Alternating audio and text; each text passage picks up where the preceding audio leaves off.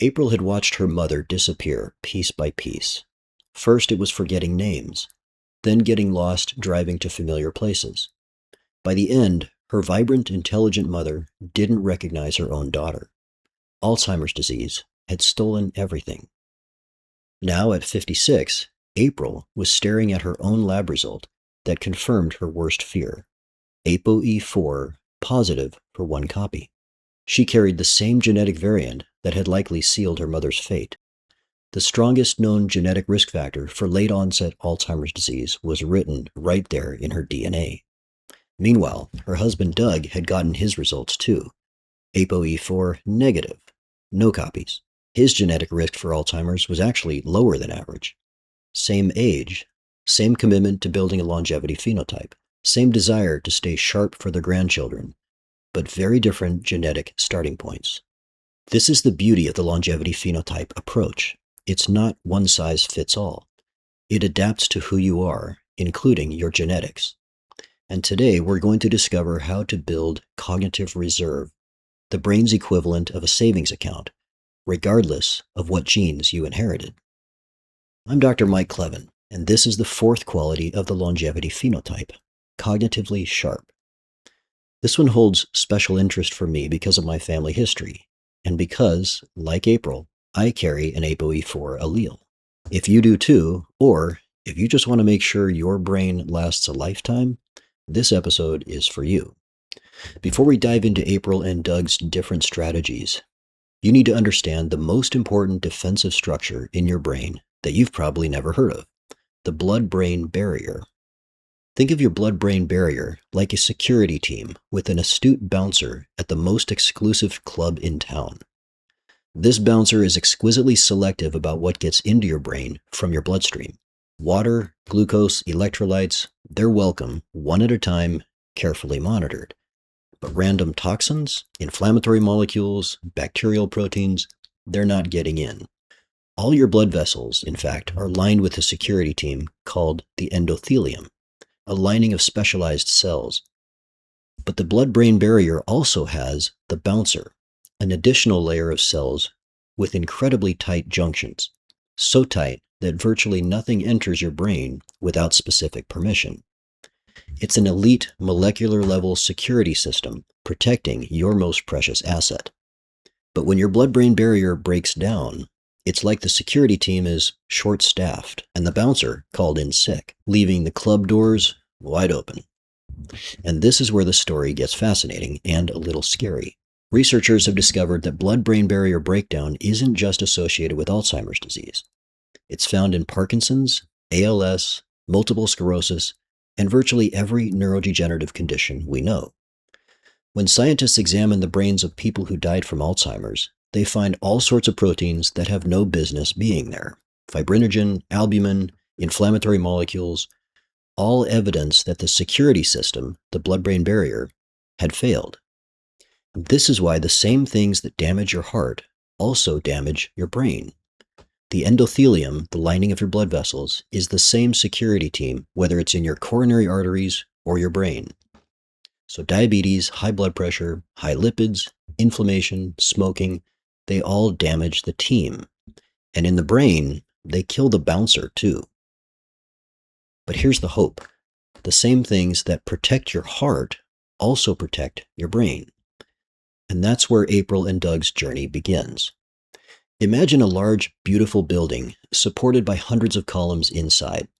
You can't see them from the street, but they're what keeps the whole structure standing. The architects wisely installed far more columns than actually needed. That's called redundancy, and it's brilliant engineering. Credit to Drs. Dean and Ayesha Sherzai for this really cool analogy. Now imagine that over time, these columns begin to fail.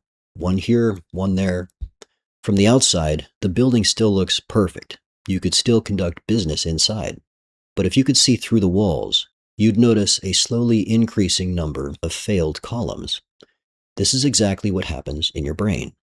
Those columns represent your cognitive reserve, the extra neurons, synapses, and neural networks that keep you functioning, even as some brain cells inevitably fail. The more columns you build early in life, and the better you maintain them throughout life, the longer your building stays standing. But failing columns aren't a problem of old age. If you're over 30, they're already falling.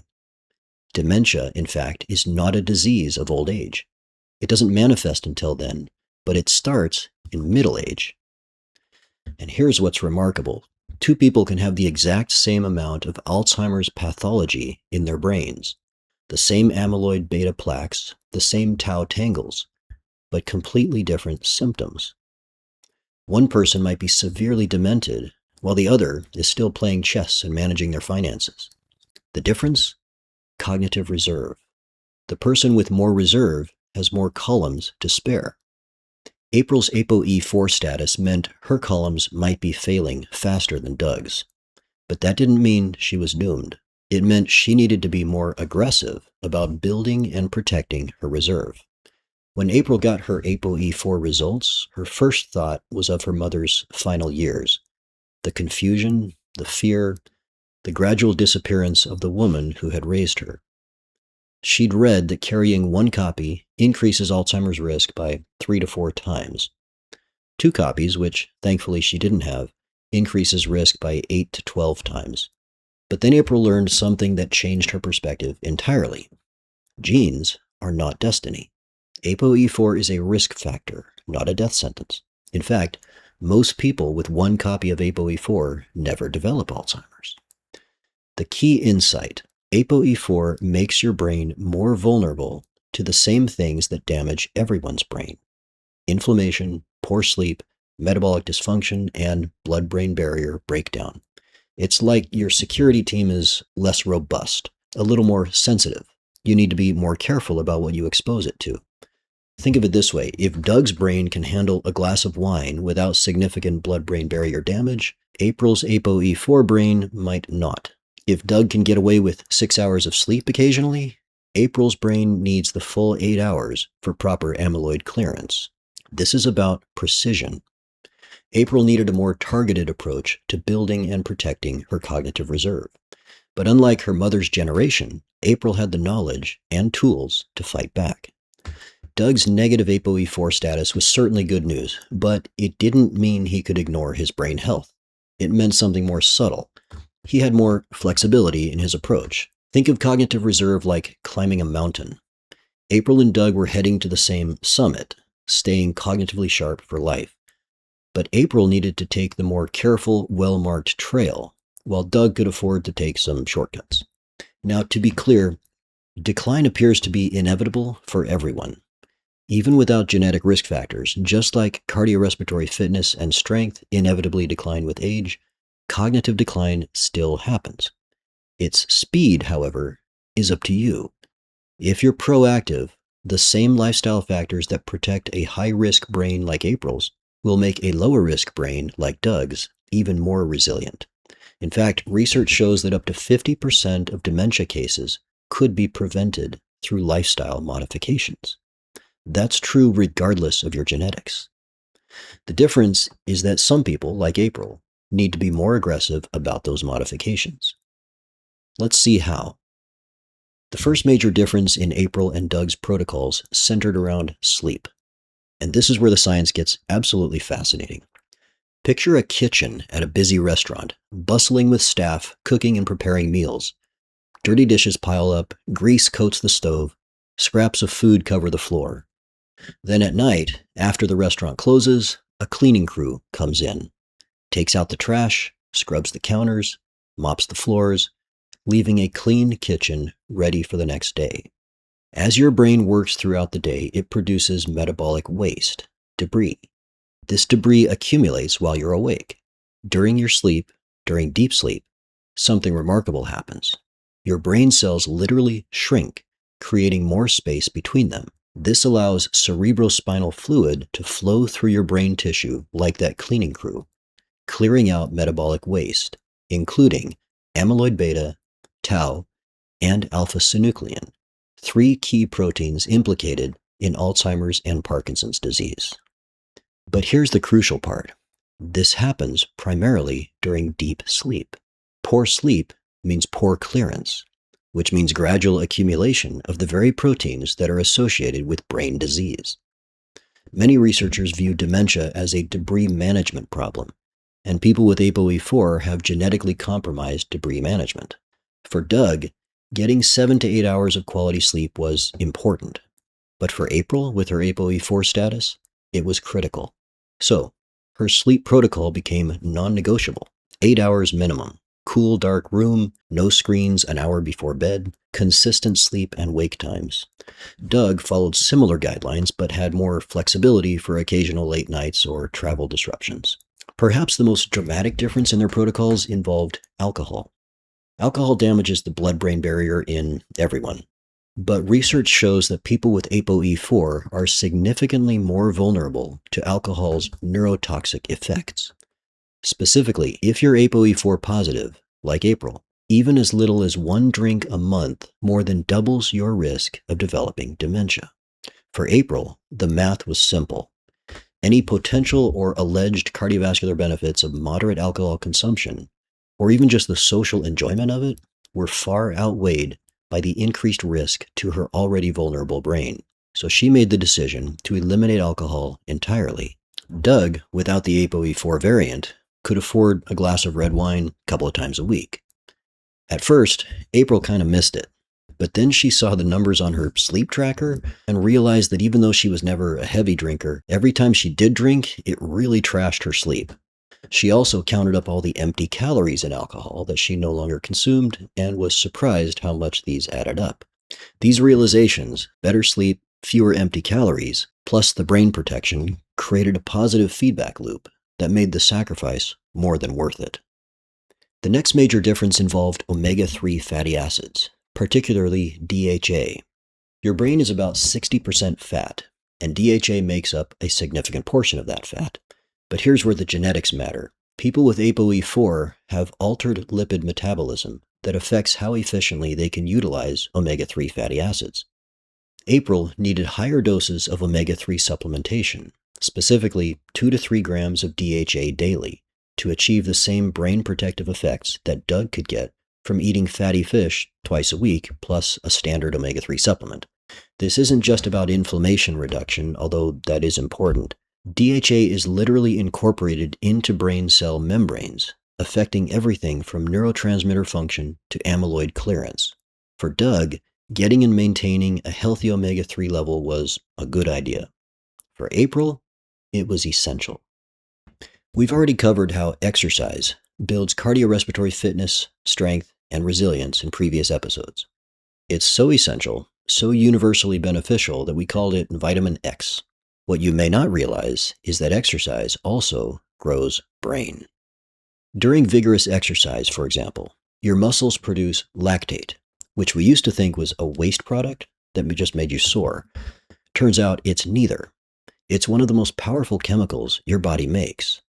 Lactate travels to your brain and triggers the production of BDNF, brain-derived neurotrophic factor. BDNF promotes the growth of new neurons and strengthens connections between existing ones. Remember our column and building analogy? BDNF is like a construction crew that builds new columns and reinforces existing ones. That crew is recruited by vigorous exercise and the lactate you produce while doing it. But here's where April and Doug's protocols differed slightly. While both needed the cardiovascular and strength training we've discussed in previous episodes, April added some cognitive challenge to her routine. Research shows that combining physical exercise with cognitive challenge provides synergistic benefits for building cognitive reserve. So, April took up ballroom dancing, an activity that combines physical exercise with complex cognitive demands, social interaction, and motor learning. With a little bit of coaxing, she got Doug to join her.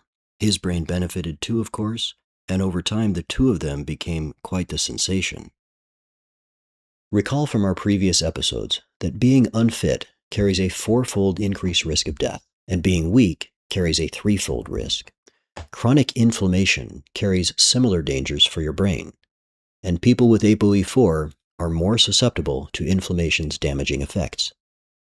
This meant April needed to be more aggressive about following an anti-inflammatory diet. While Doug could occasionally indulge in processed foods without major consequences, April adopted a strict Mediterranean-style diet rich in colorful vegetables, berries, legumes, nuts, olive oil, and fatty fish. She avoided ultra-processed foods, refined sugars, and saturated fats, all of which promote inflammation that can damage the blood-brain barrier, potentially accelerating cognitive decline, especially in an APOE4 brain like April's. So how do you know if you're building cognitive reserve effectively? How many columns do you have left, and how strong are they? Unlike cardiovascular fitness, which we can measure with VO2 max, or strength, which we can assess with grip strength, cognitive reserve is trickier to quantify, but there are emerging tools that can help. The gold standard right now is quantitative brain MRI, which can measure the volume of key brain regions, like your hippocampus, your brain's memory center. Tracking hippocampal volume over time can predict cognitive decline years before symptoms appear. But brain MRIs aren't accessible to everyone. More practical assessments include the following. Cognitive testing. Online platforms like Cambridge Brain Sciences or Cognicity offer standardized cognitive assessments that can be repeated over time to track changes. Just keep in mind, by the time you detect decline on functional tests, you've lost a lot of brain. Physical markers. Grip strength, walking speed, and balance tests correlate strongly with cognitive function. Sleep quality. Poor sleep quality often precedes cognitive decline by years.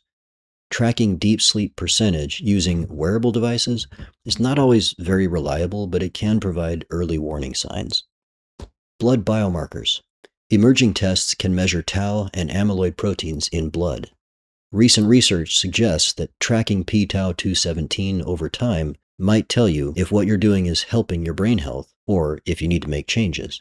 For those of us interested in building a longevity phenotype, especially regarding brain health, this biomarker and others like it, like amyloid beta 4240, might prove extremely valuable. But more studies are needed to validate this approach. April and Doug both established baseline measurements and committed to annual reassessments. For April, with her higher genetic risk, these measurements weren't just interesting data, they were early warning systems that could guide adjustments to her protocol. After 6 months of following their personalized cognitive health protocols, the differences between April and Doug's approaches were clear. Those two approaches are shown on the screen side by side for comparison. The remarkable thing, both protocols worked. April's more intensive approach was appropriate for her higher genetic risk, while Doug's more flexible approach suited his lower risk profile. But here's what they both discovered. Building cognitive reserve doesn't just prevent future decline, it enhances current performance. Both reported better focus, improved memory, and greater mental clarity within months of starting their protocols. 6 months after getting her APOE4 results, April had transformed her relationship with her genetic risk. Instead of feeling doomed by her mother's fate, she felt empowered by her knowledge. She couldn't change her genes, but she could change how those genes expressed themselves. She couldn't guarantee she'd never develop Alzheimer's, but she could dramatically reduce her risk and delay the onset if it did occur. Research suggests that even modest delays in Alzheimer's onset, just 5 years, could reduce the global burden of disease by 50%. For April, personally, delaying onset from age 75 to 85 could mean the difference between watching her grandchildren graduate college and not recognizing them at all. This is the power of the longevity phenotype approach. It's not about fighting your genetics. It's about optimizing your lifestyle to work with them. April's APOE4 status required more vigilance, but it also motivated her to build the strongest possible cognitive reserve. Doug's lower genetic risk allowed more flexibility, but he still benefited enormously from the brain protective lifestyle changes. April and Doug's story illustrates a fundamental principle of the longevity phenotype. Personalization matters. The goal, staying cognitively sharp for life, is the same for everyone, but the path to get there depends on your individual risk factors, including your genetics. To be clear, whether you carry an APOE4 like April or not like Doug, the strategies for building cognitive reserve are similar. The basics apply to all humans with a brain. The difference is in the intensity and precision of application. Remember the column analogy. You're building cognitive reserve every day through your choices. Quality sleep clears amyloid from your brain. Exercise grows new neural connections. Anti-inflammatory nutrition, lots of plants, protects your blood-brain barrier. Social engagement and learning build cognitive flexibility. The earlier you start building these columns, the longer your brain will last. Your brain is your most precious asset. It's what makes you, you. But unlike previous generations, we now know that cognitive decline isn't fixed. You can build cognitive reserve, which delays it. You can protect your blood-brain barrier, which slows it. You can optimize your brain's natural cleaning systems, which fights it. You can build a brain that lasts a lifetime. And this is why cognitively sharp is the fourth quality of the longevity phenotype. If the longevity phenotype vision matches your vision for a longer, healthier life, subscribe. And I'll see you next time when we explore the fifth quality, metabolically healthy, because your brain, your heart, your muscles, everything about you depends on energy. And what's your biggest concern about brain health? What activities are you adopting to build a better brain? Let me know in the comments below.